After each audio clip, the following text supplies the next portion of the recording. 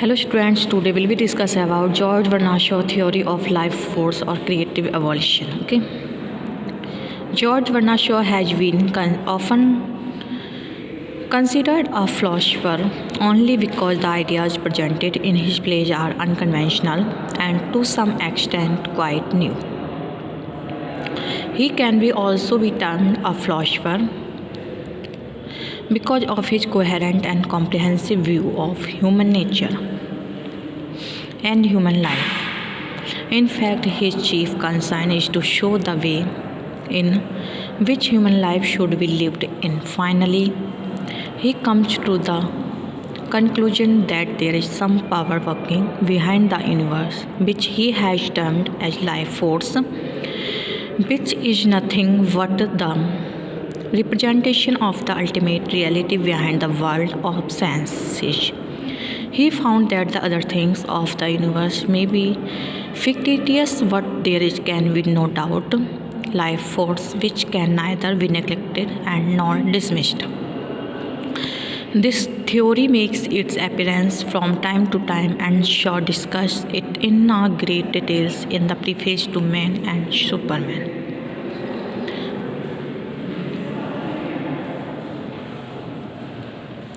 This theory of life force finds a complete expression and development in work of Methuselah.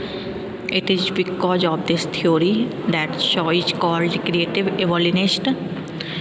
In this sense, George Bernard Shaw has been called a philosopher. The theory of Darwin had created skepticism, and therefore George Bernard Shaw felt the urgency of a credible and healthy religion of the support of society, which should be based on natural scientific theory in place of the supernatural, and he put forward his religion of creative evolution. The spirit of force is an independent power and fulfills in on purpose. Actually, Shaw got a hint from Butler for his theory of life force.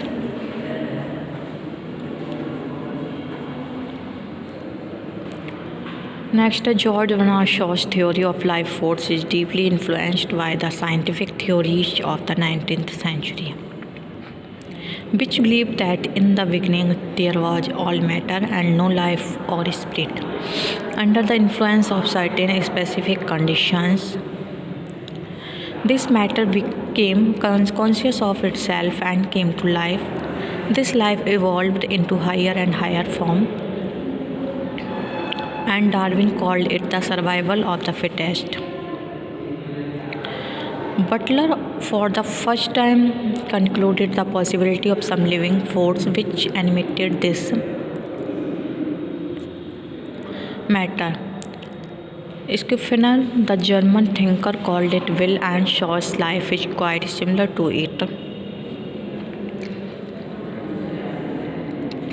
The result of the animation is a living organism. Shaw suggests that life uses matter as an instrument because life cannot evolve unless it enters into matter. Matter limits this operation of the life force. Shaw does not believe in God in the Christian terms, but that the immanence is driven by the mysterious power which is immanent. It is not omnipotent or omniscient to perfection, but it works on the principle of trial and error.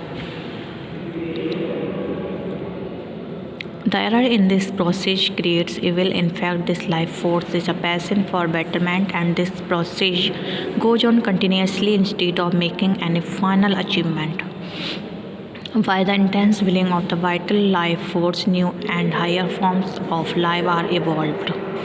This evolution is not towards form of greater beauty or physical strength, but towards higher forms of intelligence.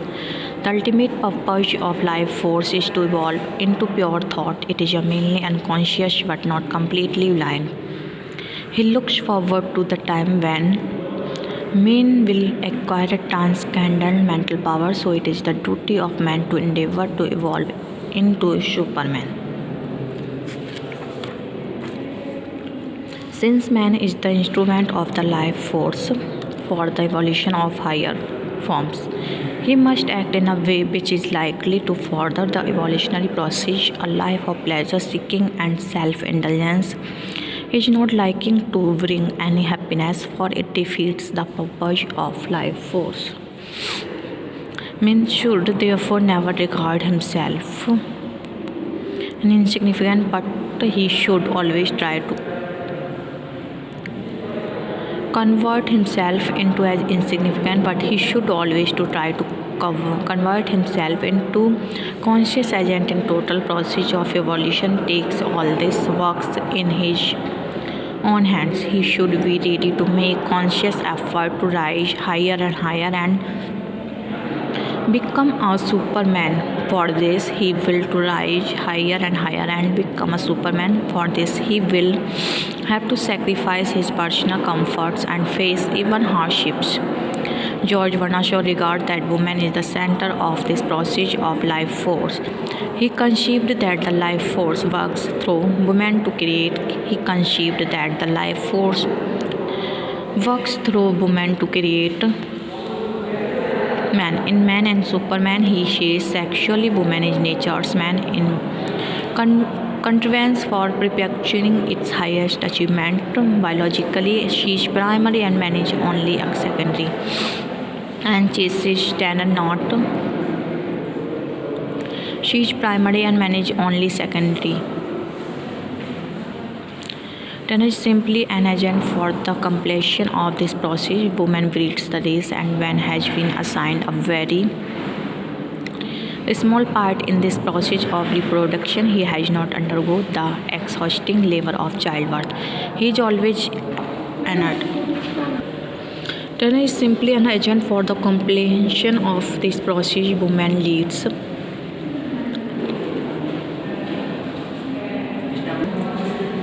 Man is simply a servant of life force and its representative. A woman is compelled by an irresistible power to captivate a man who can fertilize her. In spite of all this greatness, Shaw's philosophy has not been widely and unanimously accepted. His theory of life force suffers from a number of weaknesses. He does not explain how this life force was evolved and who created it. He does not explain clearly its purpose and direction. It is now here clear how this life force conquers and how man is subjected to it. Still, the theory in itself is very powerful and has exercised great influence on the theory of evolution. George Bernard Shaw took the writing drama with an intention of presenting his views before the society, and so he has often been called a propagandist, but he was against the conventional and traditional way of the world and tried his best to change them, remove them, and at the same time reform them. So he is often considered a reformer and an iconoclast and a satirist at the same time. If we go through his works, we will feel that all these considerations about him are true. The avowed object of his art as a dramatist was to break conventional ideals and bring about healthy changes in society. Riding it or insidious evils following the roots of social life, he never cared for the glorification of art for art's sake and making his plays an achievement in the dramatic literature, but his only aim was he had no conception of drama as a literary art form in which our intellectuals and talk and interact with each other on a certain line regarding some particular idea. This is why he has to use long stage directions to show their state of mind, their emotions, and even their way of speech. Once he declared, for art's sake alone, I would not faced the toil of writing a single sentence, and he has always been true to this conception of drama. He wrote mainly for the reforming the evils running rampant in the society of his times, and thus subordinated literature to a moral purpose, what we cannot call him didactic, because he is not preaching but presenting his own ideas in Man and Superman. He has clarified his standpoint that he is essentially an iconoclast and a reformer of social evils. On behalf of the dramatist, Tanner in this play declares, I have become a reformer, and like all reformers and iconoclasts, I shatter creeds and demolish idols. The evil which have been most bitterly attacked by Shaw through satire are slavery, cheating, humbug, superstitions, false hypocrisy and romanticism, and selfishness. He finds that even the scared institutions like marriage, medical, and religion have been polluted, and so he started exposing bad education, evil condition of labor which troubled him so deeply. The objects of this satire include conventionalized religion and philosophy, social attitude towards sex relations, military heroism, and professional charity. But it is noteworthy that he was not satisfied merely with demolition of established idols, but he sought to build a new ideology. He is a great destroyer of evil in our modern age, and out of his destructiveness, he seeks to lead us toward a newer, fresher, and more constructive thoughts. All his life, he remained a propagandist in favor of certain idea which he cherished in his mind and which he sought to realize in social life.